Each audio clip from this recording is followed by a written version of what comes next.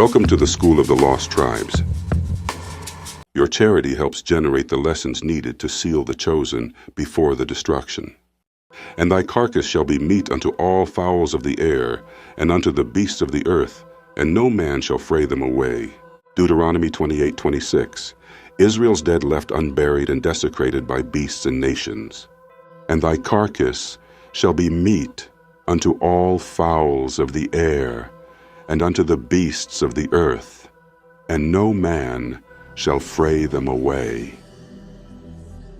Introduction. A people so cursed, even the dead are dishonored. This verse speaks to one of the most horrific and degrading aspects of the curse, not just suffering in life, but dishonor in death. Yahweh warned Israel that if they turned away from his laws, even their dead bodies would be treated with contempt, left to rot, devoured by wild animals, and completely unburied. This judgment began in ancient Israel, continued during the migrations and exiles of the tribes, and manifested powerfully in modern times, during the transatlantic slave trade, Jim Crow lynchings, and forgotten atrocities like the Devil's Punch Bowl. Ancient fulfillment, death without burial in exile. In the ancient world, burial was sacred, especially among Israelites. To leave a body unburied was considered a shameful curse. 1 Kings 14:11, Jeremiah 22:19. Yahweh warned Israel that if they broke the covenant, their deaths would come not in peace, but in disgrace, with no one to honor or bury them. This happened during Assyrian and Babylonian conquests, where Israelite corpses were left in the streets. Sieges of Jerusalem, where the dead piled up and no one could bury them. Migrations and exiles, where sick and starving Israelites collapsed in wilderness and died forgotten. These weren't isolated incidents. Yahweh said this would be the pattern for disobedient Israel.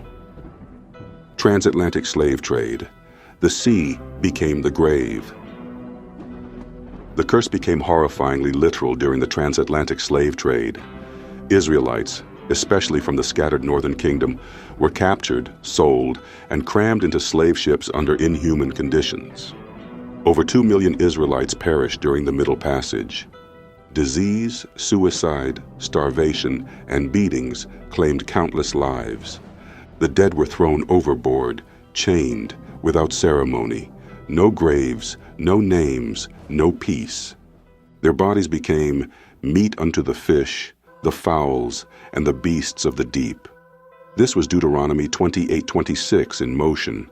These Israelite men, women, and children were never buried, never mourned. Their memory discarded, as if they were livestock. Yahweh said it plainly, "No man shall fray them away." In other words, no one would care, no one would defend their honor, and no one would protect their corpses. Jim Crow South, lynching and desecration.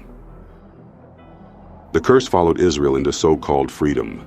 During the Jim Crow era, thousands of Israelite men and women, now labeled as black, were lynched by mobs, hung from trees, burned alive, left to rot in public squares. Their bodies were often left hanging for days as a warning to others. No proper burial, no legal recourse, no dignity. Just as Yahweh said, "Thy carcass shall be meat." In many cases, vultures and dogs picked at the remains. Local authorities and white supremacist mobs ensured no one could remove or bury them.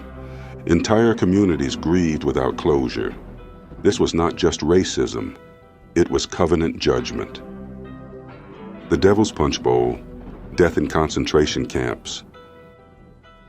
One of the most horrific and little-known modern fulfillments of this curse is the Devil's Punch Bowl in Natchez, Mississippi. After the Civil War, newly freed Israelite men, women, and children were forced into concentration camps.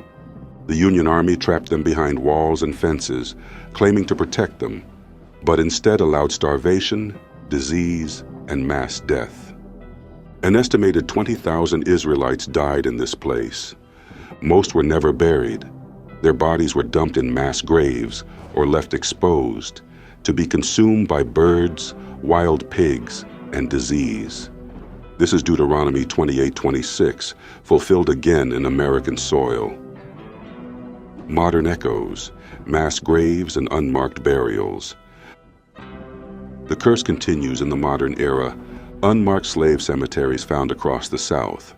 Mass graves of native Israelites from boarding schools and military conquests. Prison deaths where Israelite inmates vanish without explanation. Even in death, the world does not honor Israel's seed. But Yahweh said, this would happen. They shall not be lamented, neither shall they be buried. They shall be as dung upon the face of the earth. Jeremiah 8:2. A people so oppressed, even their death has no peace. The curse goes beyond physical suffering. It speaks of total erasure. Yahweh said he would allow Israel to be so broken, so hated, that even the dignity of a grave would be denied. This is seen in lost names, lost languages, lost bodies, forgotten cemeteries, and erased history. Yet all of this proves who the Israelites are. These are not generic curses. They identify the descendants of Jacob, the ones scattered through slavery, war, and colonization. Hope through Yeshua, who was also left without honor. But Yahweh did not abandon his people. He sent Yeshua, the Messiah of Israel, and even he was killed, dishonored, and left to die outside the city. He is despised and rejected of men. He was cut off out of the land of the living. Isaiah 53:3-8. Yeshua shared in the curse so that Israel might one day escape it. He resurrected, defeating death, and promised to gather the scattered bones of Israel back to their land.